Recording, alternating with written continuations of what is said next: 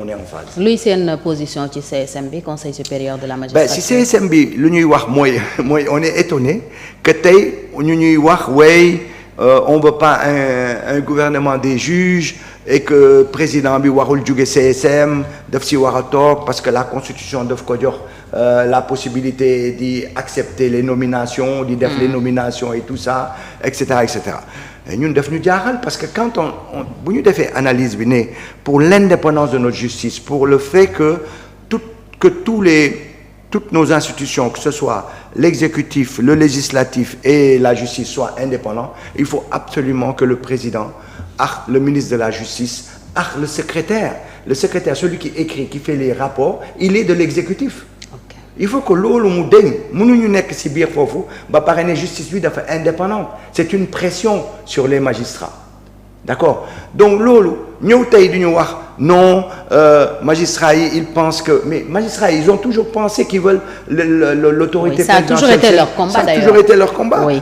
Mais bi yoon c'est le président de l'UMS lui-même qui a dit que magistrats yi dañu bëgg président des fa. waaw mais ñun xamoon nañu loolu mais ñun on a toujours été contre parce que ñun dañu ne une justice indépendante dafa war a indépendant mais ñun dañu ci yokk deux choses dañu ne ci biir dañu koy non seulement ministre de la justice du ci bokk ci le président du ci bokk mais dañ ci yokk des juges et des avocats dañ ci yokk les professeurs émérites qui travaillent sur ces questions-là parce que ce n'est pas que la question des magistrats c'est une question très parce que il faut que loolu tam indi na coow magistrats yi ñu ngi kaas. oui googu ñuy wax ne dañ koy ubbil ñeneen ñi leur corporation. Mais je suis désolé notre justice si elle est à terre c'est la faute à qui?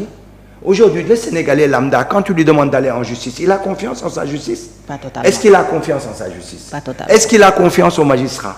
Est-ce qu'il a confiance à ce qu'il a vu? Donc ces gens-là ils n'ont pas aujourd'hui la prétention de nous montrer la voie. Ñun ñoo bëgg changer affaire bi. Donc on ne peut pas se baser sur ça. Deuxièmement, on a dit que le président de la République, on lui donne toujours sa fonction d'accepter ou de refuser ce qui sortira de là, puisque en dehors, on va lui soumettre tout le travail. Donc on ne peut pas le déborder, on ne peut pas faire ce qui nga xam ne moom du si d'accord. Et le troisième élément, on a proposé une cour constitutionnelle. Oui. Et on a dit à la place du président, c'est le président de la cour constitutionnelle moo koy diriger. Comme ñun ñëpp d'accord nañu que il nous faut une cour constitutionnelle. Mais en attendant ñu def ko, le président de la cour des comptes mun na ko diriger ou bien le président du conseil constitutionnel mun na diriger le conseil supérieur en attendant. D'accord. Mais on a proposé mais lu ma si rey mooy nit ñi dañuy proposer ne non on n'est pas contre le gouvernement des juges. Par contre ils ne disent pas suñu proposition. Comme si ñun amuñu woon proposition de fonctionnement en sortant le président. Et c'est ça que je trouve pas correct parce qu'en fin de compte ils induisent en erreur la population. Ils disent pas tout. Ils doivent mettre sur la table suñu proposition, seen vision et ils vont nous expliquer comment ça se fait qu'après le 24 mars ñu changer position alors que élément yooyu ñuy wax on le savait avant. Puisqu'on le savait avant, pourquoi ils ont signé alors la charte que le président va sortir du CSM? Qu'est-ce qu'il y a de nouveau? loolu bokk na ci charte bi. le président day génn ci conseil supérieur mais kon est-ce que comprendre nga tey sax position président Diomaye mi naan day déglu magistrat yi parce que ñoom ñoo gën a xam seen problème ñoo gën a xam li baax mais da ngay déglu ñëpp mais déglu bi moo ñu xaw a jaaxal parce que da ngay déglu mais da ngay génne arguments yi parce que les arguments yu ñu servir ba léegi c'est des arguments qui existaient avant le 24 mars donc boo ko indaatee tey nga tegaat ko c'est que quelque part yaa ngi def reculade c'est cette reculade-là dafa war a am justification. Ok. Voilà. Alors kon est-ce que Bengelloune yaakaaru leen ne xëy na li fi daan am moo fi am parce que ça nous rappelle le président Macky Sall bi mu ñëwee woon signé assises yi. La CNRI. CNRI non même assises yi assises nationales. mu signé la charte les conclusions de la CNRI. après dafa ñëw mu ni c'était sous réserve. Tout à fait au début de son mandat. La CNRI c'est bien après. Alors quand il avait demandé au président Mbow de faire le travail. C'est pas vrai hein. Le président Mbow a dit qu'il n'a jamais dit ça. Oui. Nous l'erreur bu ñu def foofu ça s'est fait entre quatre murs. Après c'est parole contre parole. Oui. Mais le président Mbow avec toutes les personnes qui l'ont accompagné au oui. dégg nañu leen ñu ne y a pas eu de réserve. Il y a pas eu de réserve. Oui. Il y a pas eu de réserve. Est-ce que nekkuñu ci yoon boobu avec ce qui se passe. Nous on l'a dit. Okay. Hier je pense que mardi le doyen Ndoye l'a bien dit. Vraiment on a tenu à être très précis dans les mots qu'on a employé, les résultats de la CNRI, le pacte, ce n'est ni la Bible, ni le Coran, ni tout ce qu'on veut. Tout est à discuter. Mais d'accord nañu ci ay affaire c'est dans la faisabilité nañ toog xool nu ñuy defee co-construction léegi ñun d'accord nañu boo ñëwee au pouvoir la réalité n'est pas la même chose que booy opposé wu parce que di nga trouver ay affaires ou di nga trouver ay éléments qui peuvent te faire changer d'avis. On n'est pas des ayatollahs d'un pacte.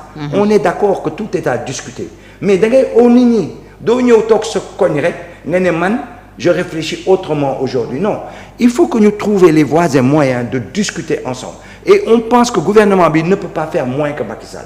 Parce que Macky Sall, non seulement il nous a grugé en disant que d'accord, de faire ma réserve, deuxièmement, néanmoins, fait le travail de la commission nationale de réforme des institutions.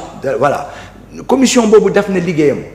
jox na xaalis pour ñu def ko def nañ ko dem nañu partout. Le tour du Sénégal. On a été voir les journalistes, la société dans son ensemble, les partis politiques, les citoyens religieux, lambda. Tout ça. Oui. On a sorti un travail qui est lié à ça. L'inconvénient, moi, il n'a rien fait depuis. L'erreur bu ñu defoon mooy dañ ko ñëw jox dem suñu yoon. di ko seetaan. loolu nag loolu dootu ñu ko defati. loolu la ñu ne comme Macky Sall xaar nañ ko ba 2015 mu ñëw def référendum appliqué wul lu ñu wax ñun bii yoon. Comme la coalition Diomaye, ils ont signé. Nous, on va leur rappeler. Et pourquoi nous signons que dans l'année?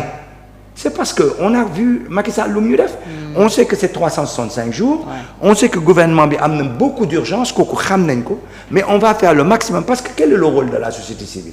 Le rôle de la société, c'est de rappeler à l'État, attention, tu as la tête dans le guidon. En quelque sorte, un lanceur d'alerte. Voilà, tu as la tête dans le guidon. Boule Fateli. Oui. Boule Fateli. Parce que moi, je comprends les politiques. Politique, Boui Wahayo, il est au pouvoir, il veut rester au pouvoir, il voit les échéances politiques qui arrivent. Et souvent, il met de côté les questions de démocratie, les questions de vivre ensemble, les questions d'une justice, etc. Et souvent, ça passe à l'as. Et c'est pour ça, ce rôle, on le rappelle. Okay. Mais nous, on a la conviction qu'ils vont aller dans ce sens-là. Ils ne peuvent pas faire moins que Macky Sall. Mais néanmoins, on lance... Ils ne peuvent pas faire comme Macky Sall. Parce que ça serait trahir cette envie, cet engouement que le peuple sénégalais a. Mettre ça à terre aujourd'hui, je ne peux pas y croire. Je ne peux pas y croire. Et en plus, on est dans un tournant avec la difficulté de notre peuple, avec tout ce qu'on a vécu, avec tous les chamboulements qu'on a eu avec Macky Sall, qui a vendu presque tout ce pays-là. Et ils ont même...